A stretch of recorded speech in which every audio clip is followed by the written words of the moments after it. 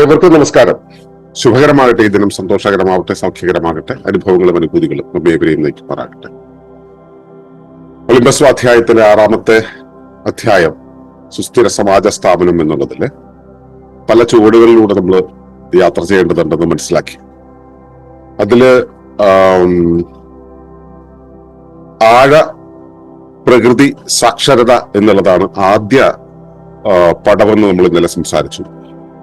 ഈ ആഴപ്രകൃതി സാക്ഷരത നടപ്പിലാക്കാൻ പല വിധത്തിലുള്ള സെഷനുകളിലൂടെ നമ്മൾ പോകാറുണ്ട്. സ്കൂളുകളിൽ പോയി ക്ലാസ്സുകൾ എടുക്കുക, സന്നദ്ധ സേവന ക്ലാസ്സുകൾ എടുക്കുക, ലേഖനങ്ങൾ പബ്ലിഷ് ചെയ്യുക, ഇങ്ങനെയുള്ള ഒരുപാട് കാര്യങ്ങൾ നമ്മൾ ചെയ്യാറുണ്ട്. അതില് വളരെ പ്രാധാന്യമുള്ള ഒരു കാര്യം ആണ്, ശരിക്കും പറഞ്ഞാല് ഈ വർഷം ഒരു 10 വർഷം തികയുകയാണ്. 2015 മുതൽ ആണ് നമ്മൾ ഡീപ്പ് ഇക്കോളജിക്കൽ കോഹറൻസ് അല്ലെങ്കിൽ സഹവാസം എന്നുള്ള പരിപാടി ആരംഭിക്കുന്നത്. ആ പേരിൽ ആ ഒരു രൂപത്തിൽ, ആ ഒരു ഫ്രെയിമിലേക്ക് നമ്മൾ വന്നത് ആ വർഷമാണ്. അതിന് എത്രയോ വർഷങ്ങൾക്ക് മുമ്പ് മുതൽ നമ്മൾ അത് ചെയ്തുകൊണ്ടിരിക്കുന്നുണ്ട്. പക്ഷെ ആ ഫ്രെയിമിലേക്ക്, അതൊക്കെ സ്ട്രക്ചേർഡ് ആയിട്ട് ഫ്രെയിമിലേക്ക് വന്നത് ആ വർഷമാണ്. അതിന് ഇത് 10ാമത്തെ വർഷമാണ് അതിൻ്റെ ഇത്. അപ്പൊ അതിനെക്കുറിച്ച് നമ്മളിവിടെ പറയുന്ന രീതി ഇങ്ങനെയാണ്.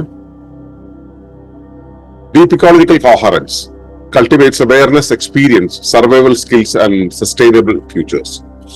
എന്താണ് പ്രകൃതി സഹവാസം? ജൈവ വൈവിധ്യ കേന്ദ്രങ്ങളിൽ നടത്തിവരുന്ന പ്രകൃതി സഹവാസങ്ങൾ വ്യക്തികൾക്കും സമൂഹത്തിനും പ്രകൃതിക്കുമിടയിൽ ഏകതയുരുവാക്കുന്ന ഒരു പരിവർത്തനാനുഭവമാണ്.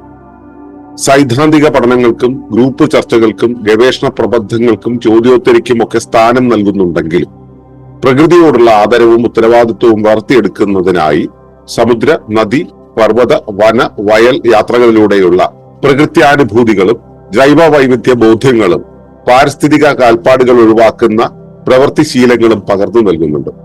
കൂട്ടായ പ്രായോഗിക സാമൂഹ ജീവിതം അനുഭവമാകുന്നതിനും പ്രായ, ലിംഗ, വർണ്ണ, വംശഭേദമന്യേ ഉള്ള ജീവിത സഹകരണം വളർത്തുന്നതിനും പരസ്പരാശ്രിതത്വത്തിനും ലളിത മിതവ്യയ ജീവിതത്തിനും ഇക്കോ സഹവാസങ്ങൾ പ്രാധാന്യം നൽകുന്നു. പ്രകൃതി ധ്യാനങ്ങളും ആത്മീയ പരിശീലനങ്ങളും ആത്മപരിശോധനയ്ക്ക് പ്രചോദനം നൽകുകയും വ്യക്തിഗത മൂല്യങ്ങളെ പ്രകൃതി തത്വങ്ങളായി ചേർത്ത് വിന്യസിക്കുകയും പ്രകൃതിയെ അനുഭൂതിയായി ബോധ്യമാക്കുകയും ചെയ്യും. വനവൽക്കരണം, മൃഗപരിപാലനം, സുസ്ഥിര കൃഷി, സഹജാരോഗ്യം, ജലയോഗ, സുസ്ഥിര ഗൃഹനിർമ്മാണം തുടങ്ങിയ പ്രായോഗിക പാഠങ്ങൾ ദൈനംദിന ജീവിതത്തിൽ സുസ്ഥിരതയെ സംയോജിപ്പിക്കുന്നതിനുള്ള പ്രവർത്തനക്ഷമമായ വഴികൾ ശീലിപ്പിക്കുന്നു.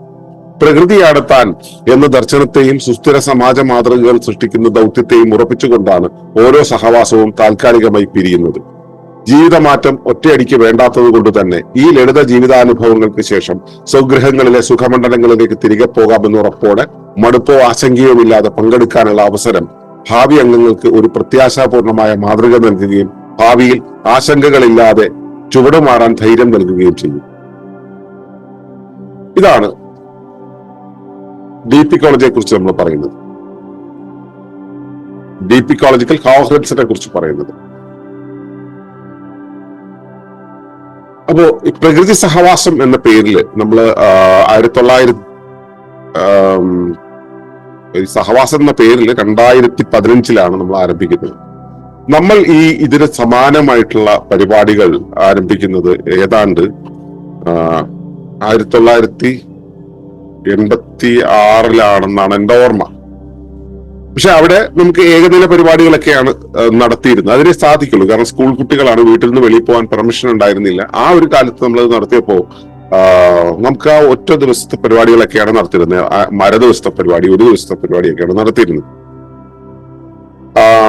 അത് പിന്നെ നമ്മള് 90കളിലാണ് നമ്മൾ ഒന്നിലധികം ദിവസങ്ങൾ ഈ വനപ്രദേശത്തുള്ള ക്യാമ്പുകളായിട്ട്, നേച്ചർ ക്യാമ്പുകളായിട്ട് നടത്തി. സാധാരണ നേച്ചർ ക്യാമ്പ് എന്ന് വെച്ച് കഴിഞ്ഞാൽ എല്ലാവരും കൂടെ കൂടുന്നു, വനത്തിൽ പോകുന്നു, തിരിച്ചു വരുന്നു, 1-2 ചെറിയ ക്ലാസ്സുകൾ ഉണ്ടാവുന്നു എന്നുള്ള രീതിയിലാണ്. നമ്മുടെ ക്ലാസ്സുകളിൽ എന്താണെന്ന് വെച്ച് കഴിഞ്ഞാൽ ഈ സസ്റ്റൈനബിലിറ്റിയുമായി ബന്ധപ്പെട്ടുള്ള കുറേയേറെ വിഷയങ്ങളും കുറച്ച് പ്രാക്ടീസുകളും ഉണ്ടായിരിക്കും. അത് നമ്മൾ റെഗുലറായിട്ട് നടത്താൻ തുടങ്ങിയത് മഴക്യാമ്പുകളിലൂടെയാണ്. 98 കാലം മുതലൊക്കെയാണ് നമ്മൾ മഴക്യാമ്പുകൾ എന്നുള്ള രീതിയിൽ നടത്തി തുടങ്ങിയത്. അത് റെഗുലറായിട്ട് നമ്മൾ നടത്തി. ഇടക്കാലത്ത് ഈ നമ്മുടെ കമ്മ്യൂണിറ്റിയുടെ ഒരു ഷഫ്ലിംഗ് കൊണ്ട് അതൊന്ന് നിർത്തി വെച്ചു. പിന്നെ 6-ന് ശേഷം ചെറിയ ചെറിയ പരിപാടികൾ, ഇൻട്രോസ്പെക്ഷൻ പ്രോഗ്രാംസ്, അങ്ങനെയുള്ള പരിപാടികൾ വഴിയാണ് സഹവാസം മുൻപോട്ട് പോയത്. പിന്നെ 2010-ന് ശേഷം സ്ഥിരമായിട്ട് നമ്മൾ മഴക്യാമ്പുകൾ നടത്തി തുടങ്ങി. നിന്നുപോയ മഴക്യാമ്പുകൾ നമ്മൾ നെല്ലിയാമ്പതിയിൽ വെച്ച് സ്ഥിരമായിട്ട് നടത്താൻ തുടങ്ങി. ആ മഴക്യാമ്പുകളിൽ വെച്ചാണ് ഈ സഹവാസം എന്നുള്ള ഷേപ്പിലേക്ക് ഇത് രൂപം കൊണ്ടത്. ആ സഹവാസം നമ്മൾ ആ ഒരു സ്ട്രക്ചേർഡ് ഫോമിലേക്ക് നമ്മൾ കൊണ്ടുവന്നത് മൂന്നാറിൽ വെച്ച് 2015 വെച്ചാണ്. ആ പരിപാടിയാണ് നമ്മുടെ സ്റ്റേറ്റ് കോർഡിനേറ്റർ വർഗീസ് ചേട്ടനൊക്കെ നമ്മുടെ കൂടെ യാത്ര ചെയ്ത് തുടങ്ങുന്നത്. അത്രയും പവർഫുൾ ആയിട്ടുള്ള ഒരു പ്രോഗ്രാം ആയിരുന്നു അത്. അതിനുശേഷം നമ്മൾ ഈ കൊറോണ കാലം വരെയും നമ്മൾ തുടർന്നു വന്നു. അതിനുശേഷം നമ്മൾ ഇടയ്ക്ക് കൊറോണ കാലത്ത് ഒരു ബ്രേക്ക് വന്നു. അതിനുശേഷം നമ്മൾ നമ്മുടെ ക്യാമ്പസിൽ വെച്ചാണ് സഹവാസങ്ങൾ നടത്തിയത്. അതിനുശേഷം ഒരു തവണ മാത്രം നെല്ലിയാമ്പതിയിൽ വെച്ച് നടത്തി. ഇനിയിപ്പോൾ ഈ മാസവും നമ്മുടെ പഴയ ഓർമ്മകളൊക്കെ പുതുക്കിക്കൊണ്ട് നെല്ലിയാമ്പതിയിൽ നമ്മൾ ഈ പരിപാടി നടക്കുകയാണ്. അപ്പോൾ ഈ സഹവാസം എന്നുള്ള പരിപാടി സാധാരണ നടത്തുന്നത് ജൈവ വൈവിധ്യ കേന്ദ്രങ്ങളിലാണ്. അതിൽ ബയോഡൈവേഴ്സിറ്റി ഹോട്ട്സ്പോട്ട് എന്ന് പറയുന്ന സ്ഥലങ്ങളുണ്ടല്ലോ.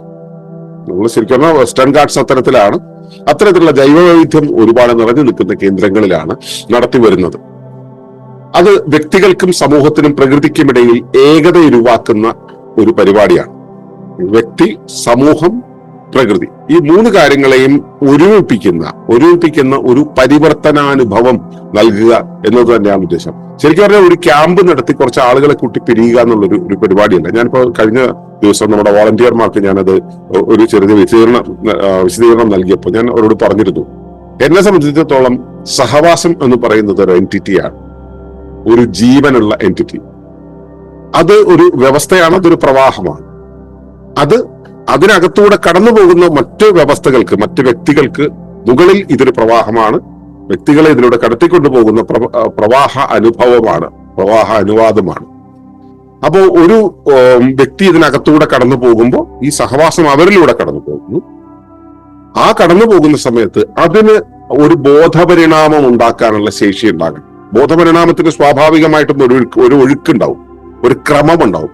ആ ഒരു ഒഴുക്കിലൂടെ കടന്നുപോയിട്ട് ഇത് കഴിഞ്ഞു പോകുന്ന സമയത്ത് സഹവാസത്തിനും അതെ, അതിൽ പങ്കെടുക്കുന്ന വ്യക്തികൾക്കും അതെ, ഒരു പരിവർത്തനം ഉണ്ടായിട്ടുണ്ടാവും. അതാണ് പരിവർത്തനാനുഭവം എന്ന് പറയുന്നത്. അത്തരത്തിലുള്ള ഒരു പരിവർത്തനാനുഭവം പ്രദാനം ചെയ്യുന്ന ഒരു പരിപാടിയാണ് സഹവാസം. നമ്മൾ ഇത്രയും കാലം നടത്തി വന്നിട്ടുള്ളത് അങ്ങനെയാണ്.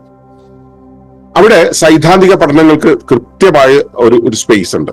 അതുപോലെ തന്നെ ഈ സൈദ്ധാന്തിക പഠനം എന്ന് പറയുമ്പോൾ നമ്മൾ പറയുന്ന കാര്യങ്ങൾ അനുവാചകൻ കേട്ടുകൊണ്ടിരിക്കുക എന്നുള്ളതല്ല.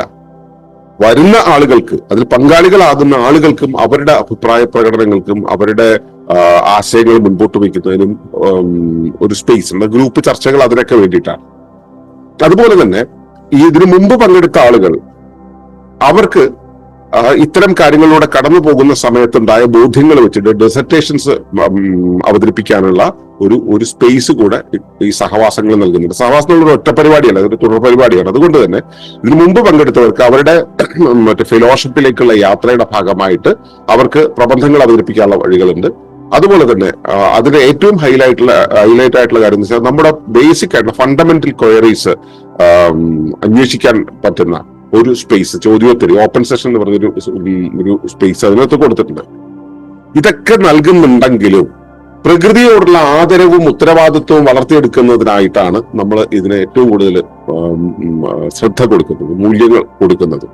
അത് നമ്മൾ ഈ സാധാരണ ഇത് നടത്തുന്നത് സമുദ്രം, നദി, പർവ്വതം, വനം, വയൽ ഇങ്ങനെയുള്ള സ്ഥലങ്ങളുടെ കേന്ദ്രീകരിച്ചിരിക്കും. ഇതിനോട് അടുത്തുള്ള ഒരു ഗവൺമെന്റ് സ്കൂളിൽ വെച്ചിട്ടായിരിക്കും സാധാരണ നടത്തുക, അല്ലെങ്കിൽ അതിനനുസരിച്ച് അതിന് പറ്റുന്ന ഒരു വെന്യൂവിൽ വെച്ചിട്ട്. അപ്പൊ നമുക്ക് ഇത്തരത്തിലുള്ള ഒരു ഹോട്ട്സ്പോട്ടുമായിട്ട് ഈസി ആക്സസ് ഉണ്ടാവുന്ന സമയത്താണ് നമുക്കത് എക്സ്പീരിയൻസ് ചെയ്യാൻ പറ്റുക. അവിടെ ഉള്ള യാത്രകൾ നമ്മൾ ഇതിന്റെ ഒരു ഭാഗമായിട്ടുണ്ടാവും. അവിടെ ഉള്ള യാത്രകളിൽ ഉണ്ടാകുന്ന പ്രകൃത്യാനുഭൂതികളും ജൈവ വൈവിധ്യ ബോധ്യങ്ങളും പാരിസ്ഥിതിക കാൽപ്പാടുകൾ ഒഴിവാക്കുന്ന പ്രവൃത്തിശീലങ്ങളും ഉണ്ടാക്കാൻ ഈ യാത്രകൾ സഹായിക്കും. നമ്മൾ കാട്ടിലേക്ക് പോവുകയാണെങ്കിൽ നമ്മൾ അവരോട് പറയുക എന്നുള്ളതല്ല, നമ്മൾ അവിടെ നിഷ്കർഷിക്കുക, നമ്മൾ പാലിക്കുക, നമ്മൾ എക്സ്പീരിയൻസ് ചെയ്യുക. കുറച്ച് മണിക്കൂറുകൾ ആണെങ്കിൽ പോലും അത് എക്സ്പീരിയൻസ് ചെയ്യുന്നത് നമ്മുടെ കാൽപ്പാടുകളല്ലാതെ ഒന്നും അവിടെ അവശേഷിപ്പിക്കരുത് എന്നുള്ള കാര്യം ശ്രദ്ധിക്കും.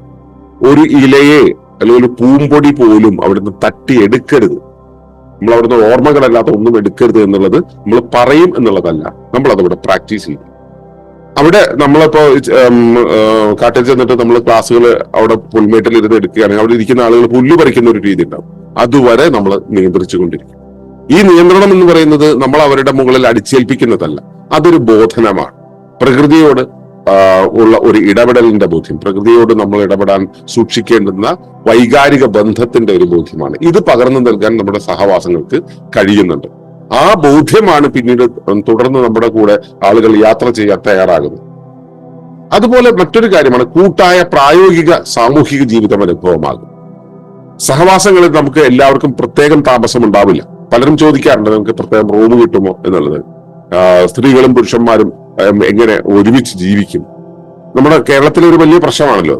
ഇവിടെ സ്ത്രീ പുരുഷൻ വലുത് ചെറുത് കുട്ടികള് പിന്നെ പല ഭാഷക്കാർ പല ക്ലാസ്സിലുള്ളവർ സമ്പന്നര് ദരിദ്രര് ഇങ്ങനെയുള്ള കാര്യങ്ങളൊന്നും അവിടെ ബാധകമല്ല. നമ്മൾ എല്ലാവർക്കും ഒരുപോലെയുള്ള അക്കോമഡേഷൻ, എല്ലാവരും ഒരുമിച്ചാണ് അവിടെ താമസിക്കുക. ആ ഒരുമിച്ചുള്ള താമസത്തിൽ വെച്ച് നമുക്ക് ഒരു കാര്യം ബോധ്യമാവും, എല്ലാവരും കൂടെ ഉണ്ടാകുമ്പോൾ അത് വല്ലാത്തൊരു തരം സുരക്ഷയാണ്. എല്ലാവരും എങ്ങനെ നമ്മൾ അങ്ങനെ സുരക്ഷിതമല്ലാതെ ഇങ്ങനെ ഒരുമിച്ച് ജീവിക്കുമെന്ന ചോദ്യം ചോദിക്കുന്ന ആളുകൾ ഇത് കഴിഞ്ഞു പോകുമ്പോൾ ഇത്രയും സുരക്ഷയുള്ള ഒരു സംവിധാനം വേറെയില്ലെന്ന് മനസ്സിലാക്കും. കാരണം അത് വെറും ഒരു ആൾക്കൂട്ടമല്ല, അത് പരസ്പരം ഇഴുകിച്ചേർന്നിട്ടുള്ള ഒരു വ്യവസ്ഥയാണ്. അപ്പോ കൂട്ടായ പ്രായോഗിക സാമൂഹ്യ ജീവിതം അനുഭവമാകുന്നതിനും പ്രായലിംഗ വർണ്ണ വംശഭേദമന്യേ ഉള്ള ജീവിത സഹകരണം വളർത്തുന്നതിനും പരസ്പര ആശ്രിതത്വത്തിനും പ്രാധാന്യം നൽകുന്നുണ്ട് അവിടെ. ഇപ്പൊ എന്റെ ഒരു കുഞ്ഞവിടെ ഉണ്ടെന്ന് വെച്ച് കഴിഞ്ഞാൽ ആ കുഞ്ഞിനെ ഞാൻ നോക്കേണ്ട കാര്യമില്ല, എല്ലാവരും ആ കുഞ്ഞിനെ കെയർ ചെയ്തോളും. അത്രയേറെ സുരക്ഷിതമായിരിക്കും കുഞ്ഞ്. അത് മാത്രമല്ല ലളിത മിതവ്യയ ജീവിതം നമ്മൾ അവിടെ പ്രാക്ടീസ് ചെയ്യും. നമുക്ക് ഒരുപാട് വിഭവങ്ങളും ഒരുപാട് സങ്കീർണമാകുന്ന ജീവിതാവസ്ഥയ്ക്ക് പകരം ഈ വളരെ സിമ്പിൾ ആയിട്ടുള്ള ജീവിതവും മിതവ്യയ ജീവിതവും നമ്മൾ അവിടെ പ്രാക്ടീസ് ചെയ്യും. പ്രാക്ടീസ് ചെയ്യുന്ന വെച്ചാൽ ഇത് നമ്മൾ വീട്ടിൽ പോയി പ്രാക്ടീസ് ചെയ്യേണ്ടത്, നമ്മുടെ ജീവിതത്തിൽ പ്രാക്ടീസ് ചെയ്യേണ്ടത്, നമുക്ക് ഉൾക്കാഴ്ചകളോടുകൂടി ജീവിതത്തിന്റെ ഓരോ നിമിഷം തള്ളി നീക്കേണ്ട കാര്യങ്ങളാണ്. അത് നമുക്കവിടെ ലഭിക്കും എന്നുള്ളതാണ്. ഓക്കെ, പ്രകൃതി അതുപോലെ തന്നെ ഇത് നമ്മൾ ഇക്കോ സ്പിരിച്വൽ ആയിട്ടാണ് നമ്മൾ ഈ കാര്യങ്ങൾ മുൻപോട്ട് കൊണ്ടുപോകുന്നത്. പ്രകൃതി ധ്യാനങ്ങൾ, പ്രകൃതിയുമായിട്ട് നമ്മൾ ഇഴുകിച്ചേരുന്ന വൈകാരിക അവസ്ഥകൾ, ആനുഭൂതിക അവസ്ഥകൾ നമുക്ക് പ്രദാനം ചെയ്യുന്ന പ്രാക്ടീസുകൾ നമുക്കുണ്ടാവും. ആ പ്രാക്ടീസുകളാണ് ഒരുപാട് പേരെ ഇതിലേക്ക് സത്യത്തിൽ ആകർഷിക്കുന്നത്. അതുപോലെ തന്നെ ആത്മീയ പരിശീലനങ്ങൾ, അതായത് ആത്മീയ പരിശീലനങ്ങൾ എന്ന് പറയുമ്പോൾ അവനവന്റെ മൂല്യങ്ങളെ തിരിച്ചറിയാനുള്ള, ഞാനും പ്രകൃതിയും തമ്മിലുള്ള ബന്ധത്തെ തിരിച്ചറിയുക, ഞാനും എന്റെ മനസ്സും തമ്മിലുള്ള ബന്ധത്തെ തിരിച്ചറിയുന്ന, എന്റെ ബുദ്ധിയും എന്റെ യുക്തിയും തമ്മിൽ തിരിച്ചറിയുന്ന ഇത്തരത്തിലുള്ള ആത്മപരിശോധനയ്ക്ക് പ്രചോദനം നൽകുന്ന ഒരുപാട് പരിശീലനങ്ങൾ നമ്മൾ ഈ ഒരു സഹവാസത്തിൽ ഉണ്ടായിരിക്കും. അതായത് ഒരു വ്യക്തി അവനവനെ തിരിച്ചറിയാതെ പരിസ്ഥിതിയെ, പ്രകൃതിയെ, അവനവൻ ജീവിക്കുന്ന ലോകത്തെ, ജീവിതത്തെ എങ്ങനെയാണ് മനസ്സിലാക്കുക? അപ്പൊ അത് തിരിച്ചറിയാനുള്ള ആത്മപരിശോധനയ്ക്കും ആത്മബോധ്യത്തിനുമുള്ള ഒരു വേദിയോട് ഉണ്ടായിരിക്കും. വ്യക്തിഗത മൂല്യങ്ങളെ തത്വങ്ങളുമായി ചേർത്ത് വിന്യസിക്കുന്ന ഒരവസ്ഥ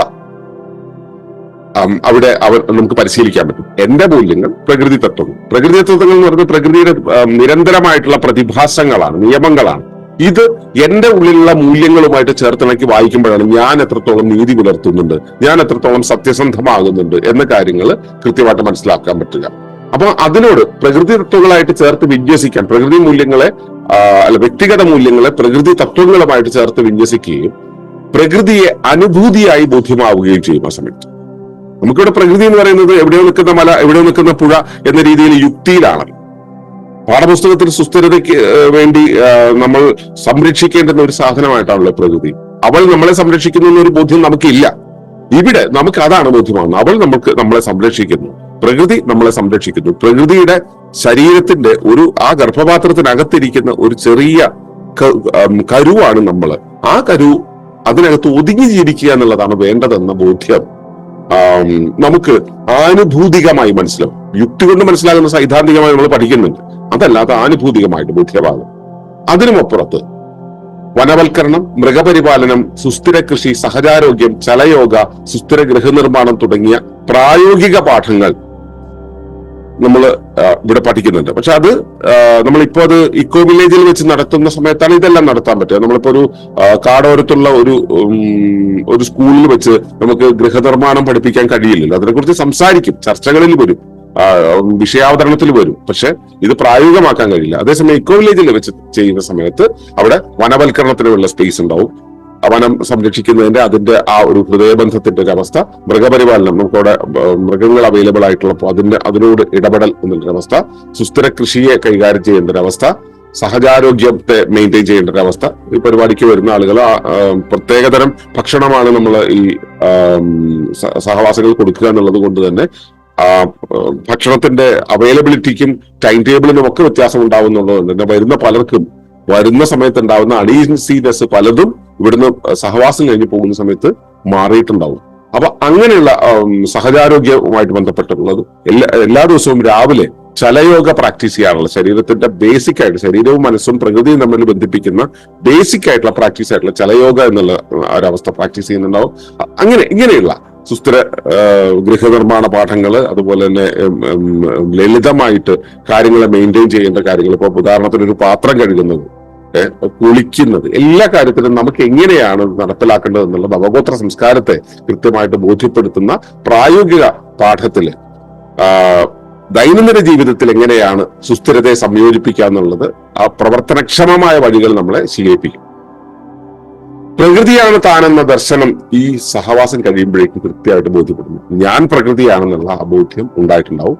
സുസ്ഥിര സമാജ മാതൃകൾ സൃഷ്ടിക്കുന്ന ദൗത്യം ആളുകളെ ബോധ്യപ്പെടുത്തിയിട്ടുണ്ടാവും. അതായത് ഇതിൽ പങ്കെടുക്കുന്ന ഓരോരുത്തർക്കും അവന്റെ യുക്തി കൊണ്ടാണ് അവൻ അതിൽ പങ്കെടുത്തത് എന്നതിനേക്കാളും കൂടുതൽ അത് അവന്റെ ദൗത്യമായി മാറുന്ന, അത് അവനെ തിരിച്ചറിയുന്ന, അവന്റെ റോൾ അവൻ ഏറ്റെടുക്കുന്ന, റെസ്പോൺസിബിലിറ്റി ഏറ്റെടുക്കുന്ന ഒരു പ്രോസസ്സും കൂടെ അവിടെ ഉണ്ട്.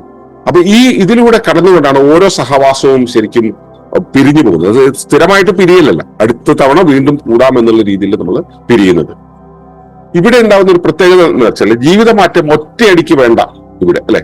അതായത് വരുന്ന അയാൾ അവരുടെ ജീവിതത്തിന്റെ സുഖമണ്ഡലത്തിൽ ജീവിക്കുന്നു, ചെറിയ ജീവിതത്തെ കുറിച്ചുള്ള ചെറിയ കാഴ്ചപ്പാടുകളോ ആശങ്കകളോ ഒക്കെ ഉള്ളത് കൊണ്ടാണ് അയാൾ ഇവിടെ ഇത്തരം പരിപാടിക്ക് വരുന്ന സമയത്ത് ഇവിടെ തികച്ചും പുതിയതായിട്ടുള്ള, തികച്ചും ലളിതമായിട്ടുള്ള ഒരു അവസ്ഥയിലേക്ക് മാറുന്നു. പക്ഷെ അത് 3 ദിവസം കഴിഞ്ഞാൽ തിരിച്ച് വീട്ടിലേക്ക് പോകാം എന്നുള്ള ഒരു സാധ്യത അവിടെ നിൽക്കുന്നുണ്ട്. അതുകൊണ്ട് തന്നെ ജീവിതമാറ്റം ഒറ്റയടിക്ക് വേണ്ടാത്തത് കൊണ്ട് തന്നെ ഈ ലളിത ജീവിതാനുഭവങ്ങൾക്ക് ശേഷം സ്വഗൃഹത്തിലെ സുഖമണ്ഡലത്തിലേക്ക് തിരികെ പോകാമെന്ന ഉറപ്പിൽ ആണ് ഈ പങ്കെടുക്കുന്നത്. അങ്ങനെ മടുപ്പോ ആശങ്കയോ ഇല്ലാതെ പങ്കെടുക്കാനുള്ള അവസരം ഭാവി അംഗങ്ങൾക്ക് കിട്ടുന്നുണ്ട്. ഇവിടെ വരുന്നു, 2 ദിവസം 3 ദിവസം അല്ലെങ്കിൽ 3 ദിവസം അവിടെ നിൽക്കുന്നു, എക്സ്പീരിയൻസ് ചെയ്യുന്നു, തിരിച്ച് തന്റെ കംഫർട്ട് സോണിലേക്ക് പോകുന്നു. അതുകൊണ്ട് ഇതോടുകൂടി എന്റെ ജീവിതം നഷ്ടപ്പെട്ടു എന്നുള്ളൊരു അവസ്ഥയില്ല. അപ്പൊ ഇങ്ങനെ വരുന്ന സമയത്തുള്ളൊരു ഗുണം എന്താന്ന് വെച്ച് കഴിഞ്ഞാല് ഈ അടുത്ത തവണയും വരുന്നു, വീണ്ടും അടുത്ത തവണയും വരുന്നു. അപ്പൊ ഈ ലളിത ജീവിതത്തിന്റെ ആ ഒരു അനുഭവം എക്സ്പീരിയൻസ് ചെയ്യണം. ആ എക്സ്പീരിയൻസ് എന്നുള്ളതാണ് പിന്നീട് വലിയ ക്രൈസിസ് വരുന്ന സമയത്ത് ധൈര്യമായിട്ട് ഇങ്ങോട്ടേക്ക് സ്വിച്ച് ചെയ്യാമെന്നുള്ള മനോതലത്തിലേക്ക് അവരെ കൊണ്ടെത്തിക്കുക. അല്ലാണ്ട് ഒറ്റയടിക്ക് മാറ്റുന്നത് സാധ്യമാവില്ല. സത്യത്തിൽ നമ്മൾ ആ സസ്റ്റൈനബിൾ ലിവിങ് എന്നുള്ള ഒരവസ്ഥ, സസ്റ്റൈനബിൾ ലിവിങ് കമ്മ്യൂണിറ്റി എന്നുള്ളൊരവസ്ഥ, സസ്റ്റൈനബിൾ വില്ലേജ് എന്നുള്ളൊരവസ്ഥ ഉണ്ടാകണമെങ്കിൽ, അവിടെ അംഗങ്ങൾക്ക് ഉണ്ടാകണമെങ്കിൽ അവർക്ക് ഇത്തരം ലിവിങ് എക്സ്പീരിയൻസ് നമ്മൾ നേരത്തെ പറഞ്ഞ പോലെ ഖണ്ഡശയായിട്ട് നമുക്ക് വേണം. ചെറിയ ചെറിയ ചെറിയ അളവിൽ നമുക്കത് വേണം.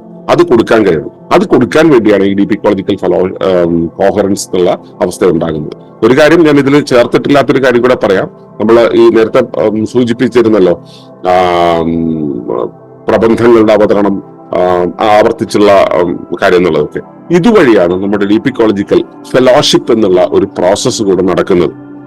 എന്നുവെച്ചാൽ ഡീപ്പ് ഇക്കോളജിക്കൽ കോഹറൻസ് എന്ന് പറയുന്ന സഹവാസം എന്നുള്ള പരിപാടിയിൽ വെച്ചാണ് ശരിക്കും നമ്മുടെ ഡീപ്പ് ഇക്കോളജിക്കൽ ഫെലോഷിപ്പ് എന്ന് പറയുന്ന ആ ഒരു വിദഗ്ധ സംഘത്തെ നമ്മൾ രൂപപ്പെടുത്തിയെടുക്കുന്നത്, ഇതിന്റെ എക്സ്പെർട്ടുകളെ നമ്മൾ രൂപപ്പെടുത്തിയെടുക്കുന്നത്. അതിനുള്ള ഒരു വേദി കൂടിയായിട്ട് ഡീപ്പ് ഇക്കോളജിക്കൽ സഹവാസങ്ങൾ നടക്കുന്നുണ്ട്.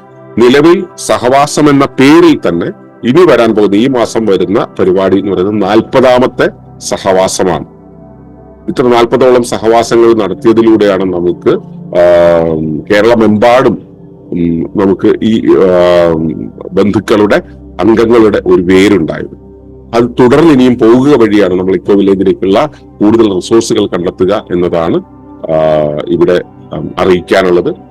ഈ സഹവാസ പരിപാടിയിലൂടെയാണ് നമുക്ക് ആ സുസ്ഥിര സമാജ സ്ഥാപനം എന്നുള്ള ആ ഒരു വഴിയിലേക്ക് പോകാൻ കഴിയുക എന്നതാണ് ഞാൻ അറിയിക്കുന്നത്.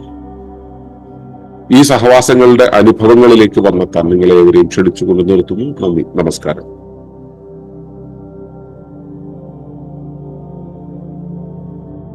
ഈ വിഷയം ഇഷ്ടമായെങ്കിൽ ഒന്ന് ലൈക്ക് ചെയ്യുക, കമന്റ് ചെയ്യുക, ഷെയർ ചെയ്യുക. നിങ്ങൾ പ്രകൃതിയെ ഇഷ്ടപ്പെടുന്നുവെങ്കിൽ ഈ ചാനൽ സബ്സ്ക്രൈബ് ചെയ്യുക.